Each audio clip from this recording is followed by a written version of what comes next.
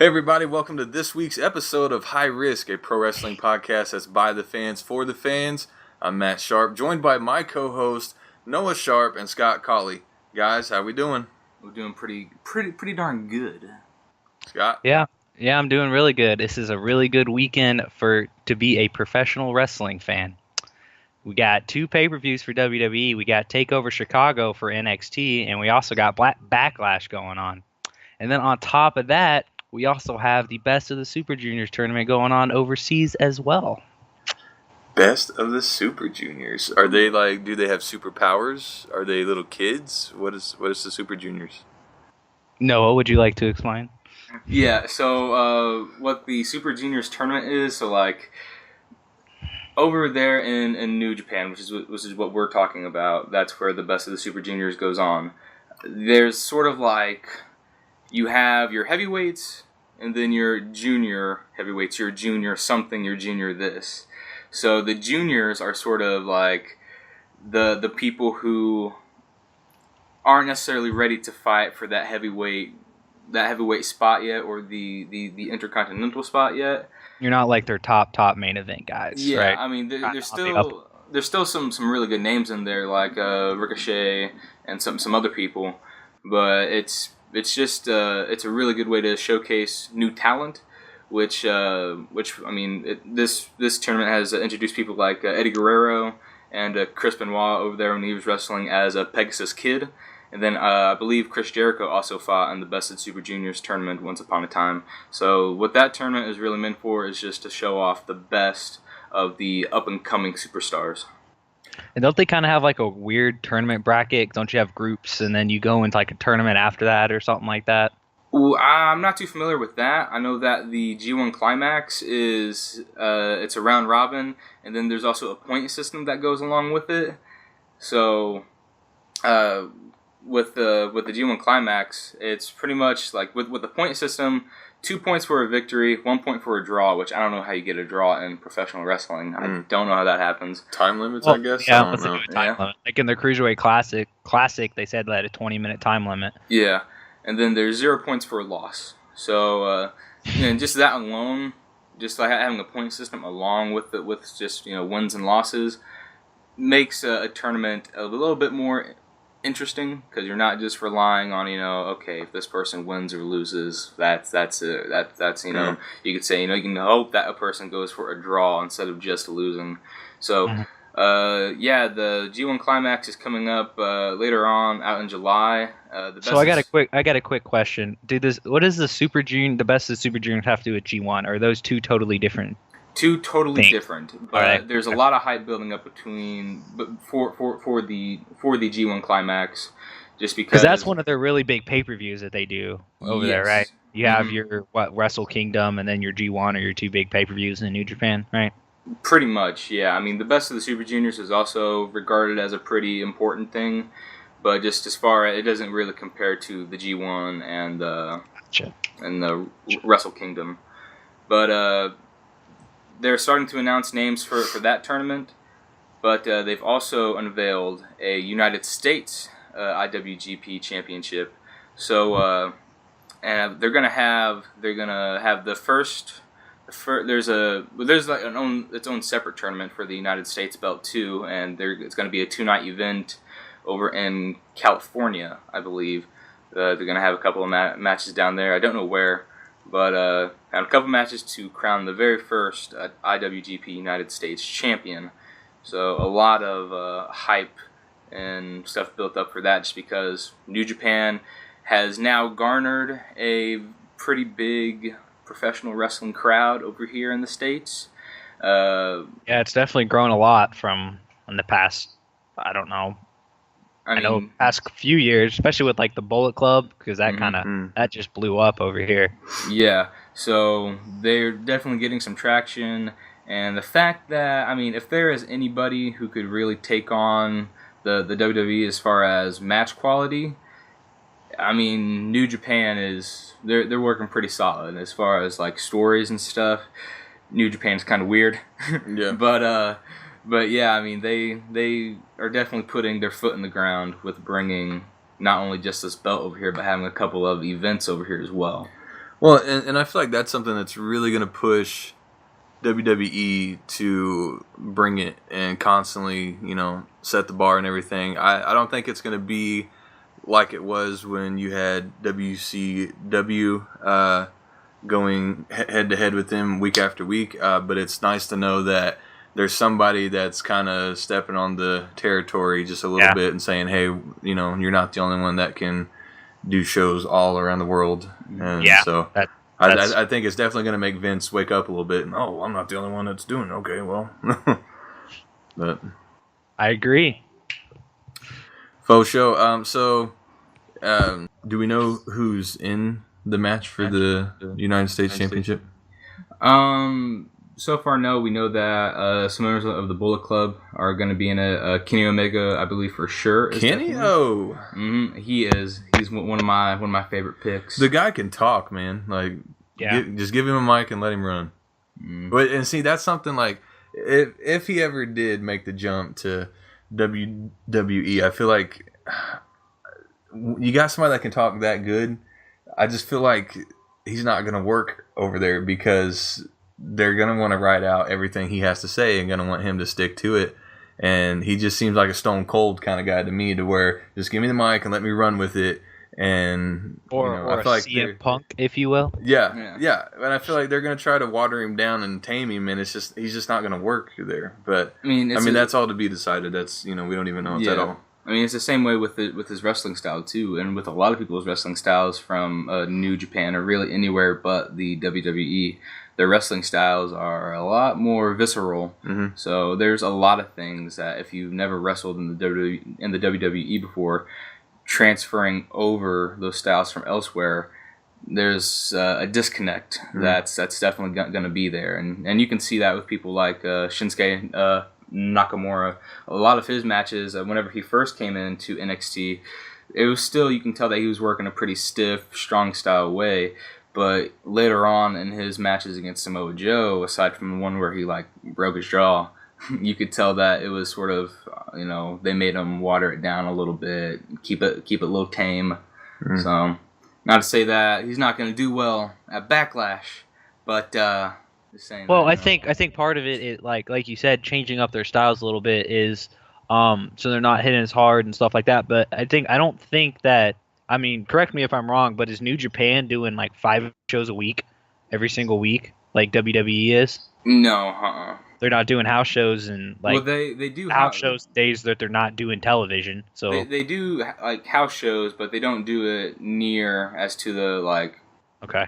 They don't do it as much as the WWE does. Okay. I mean, whenever you're wrestling 5 nights a week, Well, that makes it a little bit. You got to be a little bit more careful about. Yeah, that's what I was gonna say. Protecting each other. Yeah, they have more time to heal up or whatever, as opposed to here. It's you go somewhere for TV, and then no sooner you do that, you're in the car going to do a house show, and then you're constantly going. You're wrestling 5 nights a week or so. A lot of some of these guys that you hear get injured, they don't get injured on television. They get injured at these house shows. Yep. Like Tyson Kidd, whenever he got hurt, that was at a random house show that you didn't even know Samoa Joe was working, and so I mean sometimes you actually get people who are hurt on television, because I think it wasn't Zack Ryder hurt on television. Yeah, Zack Ryder and Darren Young most recently. Yeah, and then you had when Seth Rollins first tore up his knee, was at a house show. So I mean, there's a lot of guys that if they do get hurt, they seem to get hurt at these house shows. Because you're wrestling house shows 4 nights out of the week and television 1 night out of the week. Yeah. So, well, do we want to jump into to the WWE side of things? Sure, let's go for it. Okay.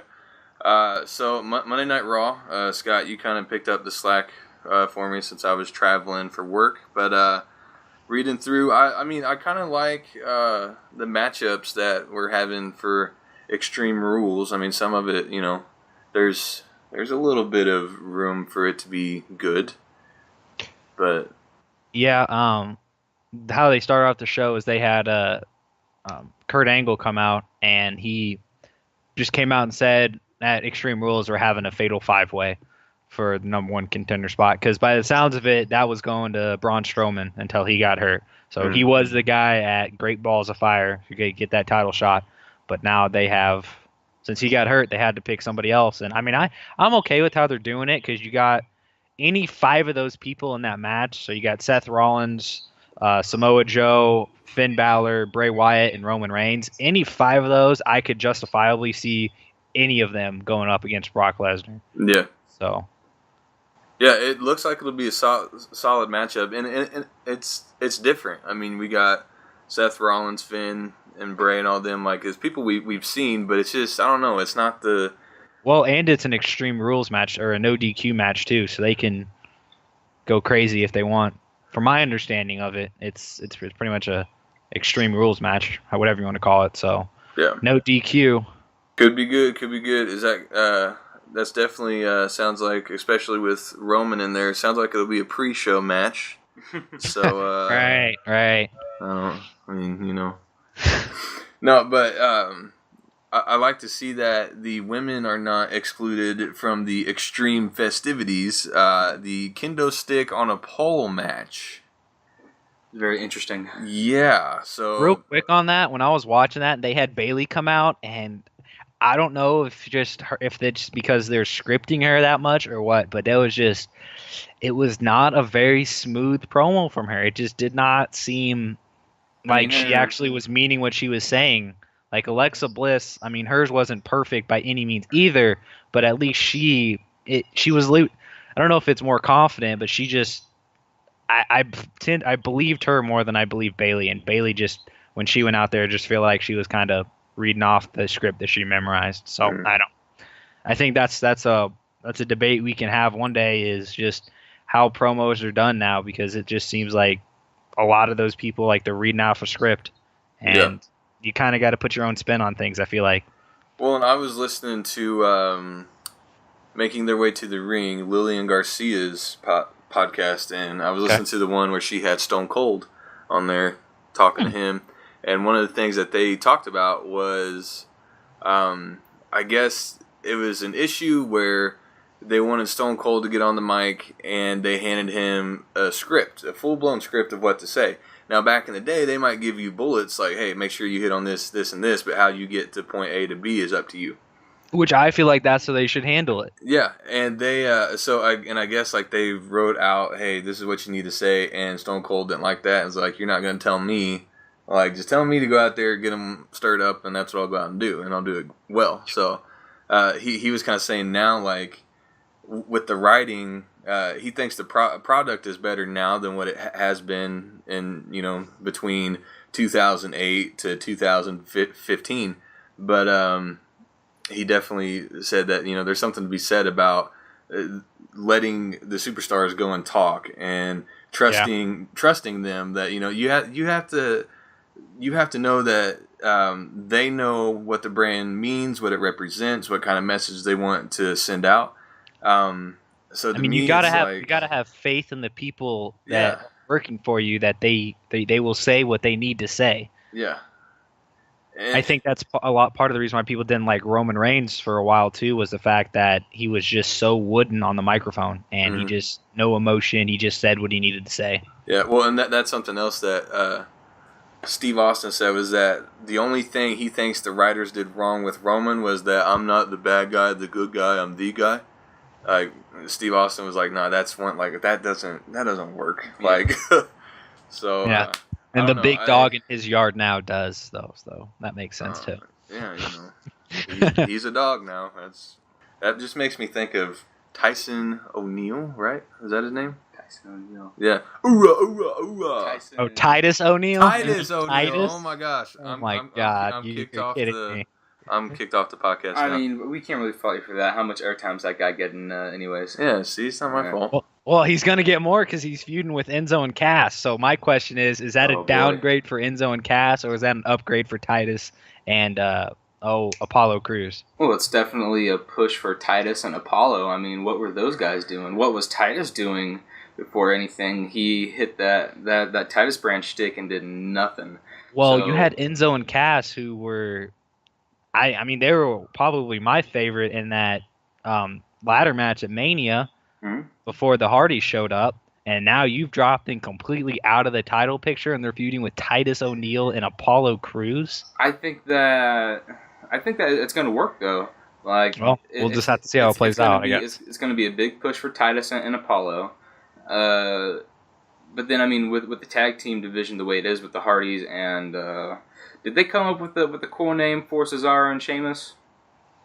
Sheamus and Cesaro. They gave him a theme song, but they didn't. What? They have a new theme? No, it's the crowd chant. Okay. But yeah, I mean, I can't remember. I've heard something. Is it that, like, I know that they say like we are the bar, or we are like the line or something. I don't know. Like, well, yeah, no, they don't have a cool name though. They've been doing that weird hand thing. They go out to the ring and they they put their arms together and they do that thing, and it's just. I mean, they gotta have their thing. Yeah. But I mean, anyways, with that, at Extreme Rules, is it confirmed? Sheamus, Cesaro, and Hardy Boys. Yeah, I believe they're number one contenders, aren't they? Didn't they win that match last week? Yeah. That's true. So do you think that they put like any sort of like stipulation on that match last minute? They need to. I feel like when your pay-per-view is Extreme Rules, I think every match should be no DQ or some type of stipulation or whatever, because that's what your pay-per-view is called. So how do you feel about the Intercontinental Title stipulation? Did you hear about that? No, lay it on me. It is Dolph Ziggler versus The Miz, and wait. What are you talking about? What did you just say? Dean Ambrose. Oh yeah, Dean Ambrose. My bad. Shawn Michaels is on Smackdown, Scott. I apologize. I'm sorry. I got the D's mixed up. Dean Ambrose and The Miz for the IC title. It is, and the stipulation is that the title can change hands due to a disqualification. Oh boy, one hell of a stipulation that is. Because that came about because in the match, The Miz went for a low blow behind the ref's back, and Dean caught it, and Dean turned around just hauled off and kicked Miz right in the balls, right in front of the referee, and so the ref had to call a DQ on it. So The Miz comes back and complains to Kurt Angle. And I don't feel like that's like for the rivalry that Dean and Miz have had. I feel like their match deserves more than that sort of stipulation. I'd like to see like a no holds barred match or something, or just like even then was it just in a no DQ match? Yeah. But a ladder match is pretty good. The match that the Miz and Dolph had for the IC belt in the ladder match, that was pretty good, and I could see Dean and the Miz doing well with that, and then that spared the Hardy Boys from having to do a ladder match as their gimmick match, but. I mean, I feel like there's an upside to it though, because this means that the Miz has to wrestle. He can't just take the cheap way out or whatever. And you know what his plan's going to be in this match? The story's going to be he's going to try to piss off Dean to the point where Dean gets himself disqualified. That's going to be the story of the match. Yeah, for sure. They did a similar match with. I think it might have been Money in the Bank 2011, because that's CM Punk's big pay-per-view, and that's the only reason I know this. But right before that match, they had Randy Orton versus Christian, and the same stipulation was that. And Christian did everything in his power, so Christian actually like spat in Randy Orton's face. And so Randy Orton just like went off, and the ref disqualified him.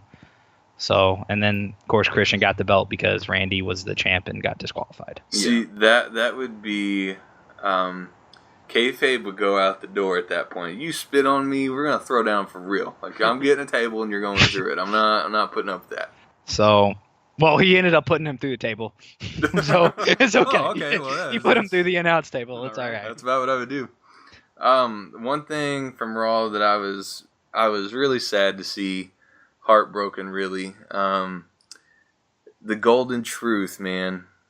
I knew this was gonna happen. I knew that Truth was gonna, lose the match for him, and then I knew Goldust was eventually gonna do this. Guys, I feel like they could have pushed it out a little bit longer, had him lose a few more matches. They could have, because it's like they have a little bit bigger of a story. Yeah, they haven't been on TV. In weeks, months, and then now all of a sudden it's like, Truth, we have to do this. Okay, you got me. You promise you got me. Yeah, dog, I got you. And then the one time where By the way, your R-Truth impression is on point. I've been working on it, man. I've been, what's up, all that stuff. Oh boy. I actually, when I'm walking into a room, I rap and I sing that song, and people stare at me. Okay. But Okay. you know, do they say "What's up" when you point the microphone at them? they normally say "What's wrong." That would make sense too, then. Yeah. No, I mean, I don't know. I guess those two are gonna feud now, and my thing is like, why do I care? Like, Yeah. as much as it makes me mad because when R-Truth was in TNA, he put on some good matches and could do a lot, and now it's like he's getting older now, and maybe that's a lot of the reason why he, Goldust is in the same boat. Also, they must think something of him, because when was the last time they actually did something that was not pre-show material with R-Truth? But yet he's still around. Yeah. So they must like him to the point where they trust him to put on a good match they need to. Yeah. So otherwise they would have cut him, because I don't think they're afraid to cut people. I think they had it figured out when he was still in the title belt. He was still in the IC, I think it was. And, I think that was gold. I mean, it's like, oh, they're using him, and gold. Gold, the truth. It's the truth. Oh, it's gold. Oh my gosh. No, but I think they were onto something there, and then they just kind of let that fizzle out, and R-Truth yet again was brushed under the rug. So, the Golden Truth has done nothing. Will Goldust and R-Truth separately continue to do nothing? Oh, they'll do something. It's probably just going to be on the pre-show.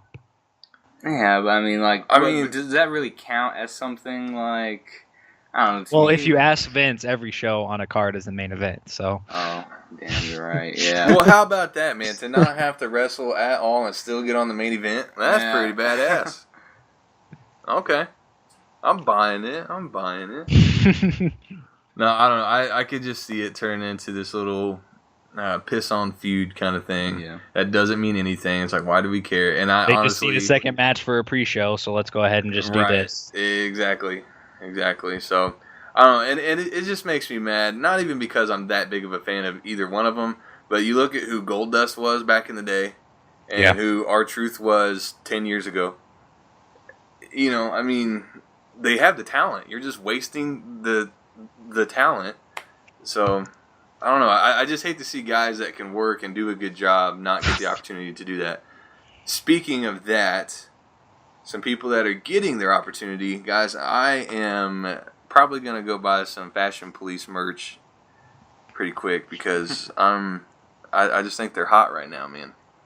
Day one as H. Yeah. Come Sunday, it'll be our day as H. I'm just glad to see them being used, man. Like, they know that they're not to be taken seriously. Like, they laugh at themselves, and I think that's, But at the same time, they are taking them somewhere. So I said it a few weeks ago that comedy gimmicks don't always work out that great. Mm-hmm. But I think how they're doing it now is, they have comedy, but at the same time, when they're in the ring, they're putting on good matches, and they're not doing joke matches when they're in the ring. Yeah. So, I mean, that's working right now. That's something that I've always said about Tyler Breeze, is that he can put on good matches, and his NXT work really shows that. The stuff that he's done with Hideo Itami and his little feud with Jushin Thunder Liger. So he can put on good matches. Don't let anybody tell you different. So I'm looking forward. Well, that's one thing to me about the WWE is, okay, great, you can wrestle, so can the rest of the roster. What else can you bring to the table? That's what I'm starting to believe, because you got guys who can wrestle just fine, like Tyler Breeze is one of them. Yeah, not everybody can wrestle, Scott. You know what? You can. Oh my God. Yeah, got you there. Well, you got Aiden English. I mean, he's not bad. Is he great? No, but he can wrestle a match just fine. His vibrato is through the roof, man. He's been working on that. You can wrestle, and so can I. Can go pick up 5 guys from the indies who can wrestle. What else can you bring to the table? What does your character mean? What are your promo? And then it also comes down that they almost put wrestling as like an afterthought to them, because there are some people who can talk great, but their wrestling work is just kind of eh. Yeah. So, that to me it seems like almost wrestling is just. I mean, that's why we watch it, is for the wrestling, and then the stories is just to help us get more involved in the wrestling. Yeah. So, I mean, I'm not saying that I want somebody who can talk and not wrestle. I want somebody who can wrestle, and I want somebody to put on a good match. Because when I watch a bad match, that's just like, why am I wasting my time? Yeah. You know, this is not entertaining. So, I wish they would put a little bit more stock in the wrestlers and then just build up their character a little bit more. But I don't, it's. Which is easier to train, wrestling or character? Wrestling. I feel like is a lot easier. Yeah, you can teach somebody to. Yeah, you can teach. I think that's why they bump, focus. But you can't teach, charisma and all that kind of stuff. I think that's probably part of the reason why that they like character and microphone skills over wrestling, because they feel like they can teach you to be a better wrestler. Yeah. So, I mean, if there's people who can actually put on a good match. It's definitely going to be the Usos when motivated and given proper, storyline. Yeah. And I haven't seen much of, Fandango alone, but I know that Tyler Breeze can definitely carry them together. Because it just, as I said, his work in NXT was pretty solid. He had great matches. So I have pretty high hopes for this SmackDown Tag Team Championship match that's coming up this Sunday. In the words of AJ Styles, SmackDown makes them, Raw takes them. Amen. Yeah. So true, though, man. So true. Scott, you're wearing the P1 shirt. Do you care to, go off on that tangent? What? Just that SmackDown is a better show? Yeah. Why is it? I mean, we know that you like it because you got to be to bed by 9:30. 2 hours is a hell of a lot easier to watch than 3 hours. That's rule number one. I have a bedtime, Number two is, to me, they only have 2 hours, so they have to make those 2 hours count, because they have to, in a way, make up for that extra hour that Raw has. So in order to do that, I feel like they try to get you more entertained. And on top of that, there's a lot of people that classify SmackDown as the B show just because it's not Monday Night Raw. Because Monday Night Raw has been the flagship show since, how many years has it been on now?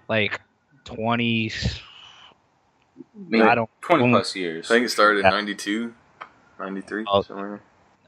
25 years. So if you have a B show and then you make it just unbearable to watch, then people are never going to watch it.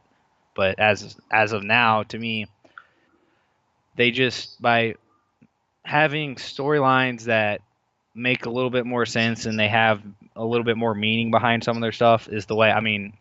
That's what I've noticed. People could think differently. Matt, you watch Raw more than you did SmackDown. The past couple of years, you've been watching SmackDown. What do you think?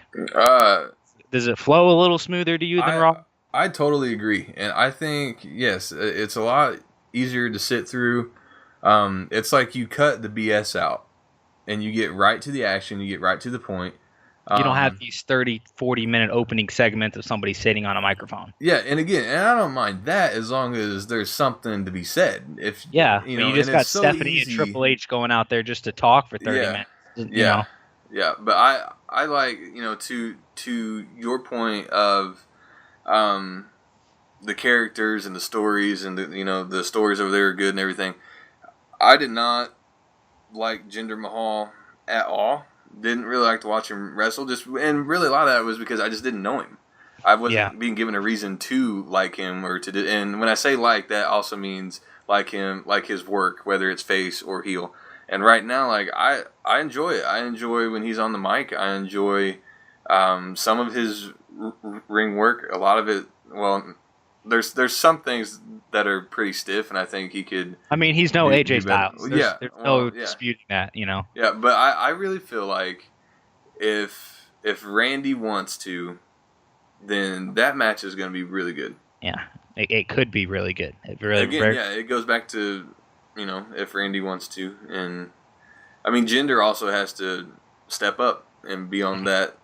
It doesn't all fall on Randy at all, but And then another thing with Jinder and Randy, the only time that they've actually been in the ring together and wrestled was in that tag team match last week. They've never had a singles match, since the Superstar shakeup. And see, that's what I like. Give me something different. Give me something I've not seen before. I mean, what, a year and a half ago, before the draft and everything happened, #1 contender, they probably wrestle every Raw up to that pay-per-view. So that pay-per-view is kind of like, whatever. We've seen this match 3 times already. I mean, I think that's part of your problem with Dean and Miz. It's because you've seen that match so many times that that pay-per-view match is kind of whatever because you've already seen that match. Yep. So. Agreed. So yeah, that's part of the reason I like SmackDown. I do feel like they're treating it with a little bit more respect. In like when they brought over Charlotte to SmackDown, to me that showed that they have to have some faith in SmackDown because I don't feel like you can argue the point that Charlotte is the best woman on the roster. I don't feel like you can dispute that point with any other woman on the roster.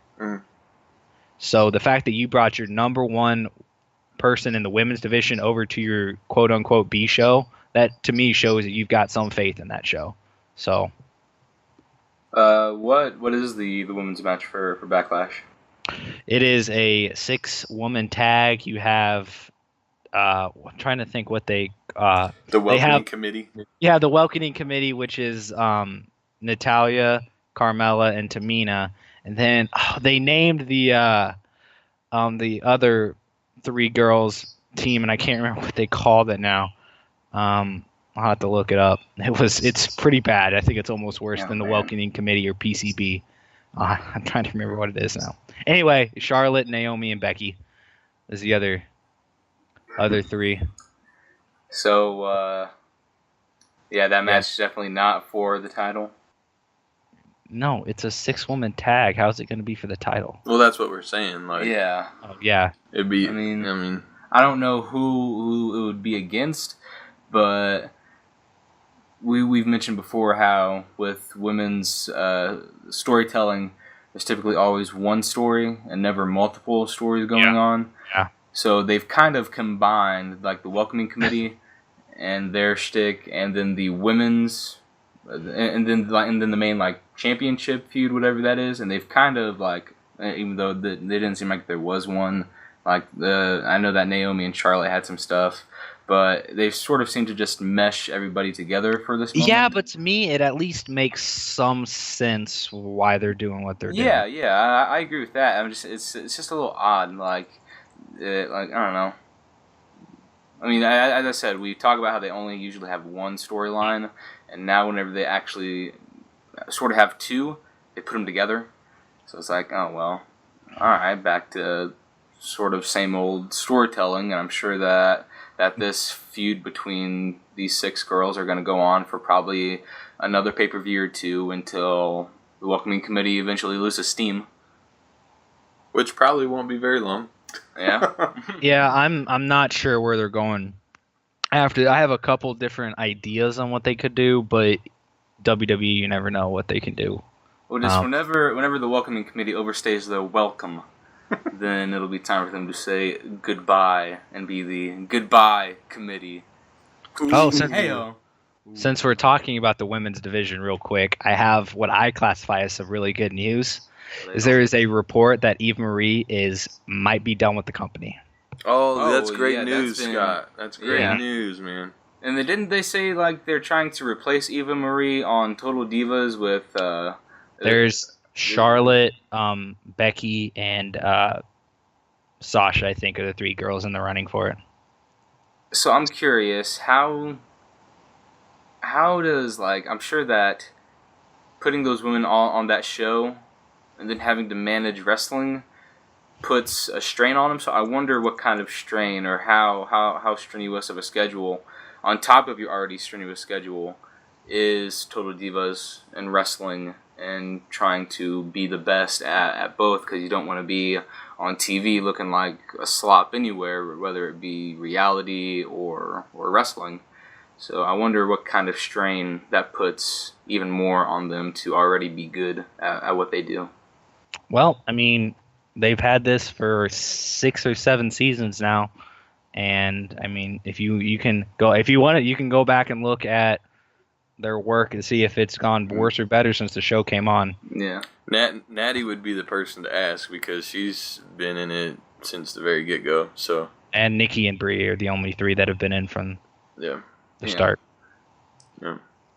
Gosh, I gotta find this name because they said it during like Talking Smack. Oh, by the way, did anybody watch Talking Smack? Did not. God, guys, how many times do I have to tell you to watch Talking Smack? I'll probably listen to it as I'm working You out. have to watch it this week because Eric Rowan is on there. Oh, I did What's see the that. last time that you saw Eric Rowan do something not in the ring? I mean, when was the last time you saw him talk? Creepiest thing, and it was amazing. Renee sold the hell out of it. You have to watch it. I'm not telling you anymore. You have to watch it. Did he put her through the table? No. Well, then I'm not watching. God. You have to watch this, okay? Just please. I don't know how many times I have to tell you guys that you need to watch Talking Smack before somebody watches Talking Smack. All right. Okay, Mom. Dang, man, he's just It is grilling the us. craziest. Just you're You're hyping it, man. No, I'm not. I'm it. not hyping it. It is the creepiest thing that is amazing. That's all I'm going to say. I'm not going to give you any insight of what happened. You just got to go and watch it. Well, like you said before, it's a great weekend to be a wrestling fan. I'm pretty excited because this is the first time in a while that I'll have time to watch a NXT Takeover. I'll catch it a little late, but I'll at least get to watch it at some point. So with everything going on in NXT, Asuka, I know she's got a pretty tough match right ahead of her. Do you think she's going to keep the title, or is it time to give it up to Ruby Riott? With Asuka's new heel gimmick that she's taken on, that gives her character a new life. Mm-hmm. So, and for a character like Asuka, who's had such a definitive winning streak, that makes it 12 times as much harder to say, yeah, okay, it's time for her to lose.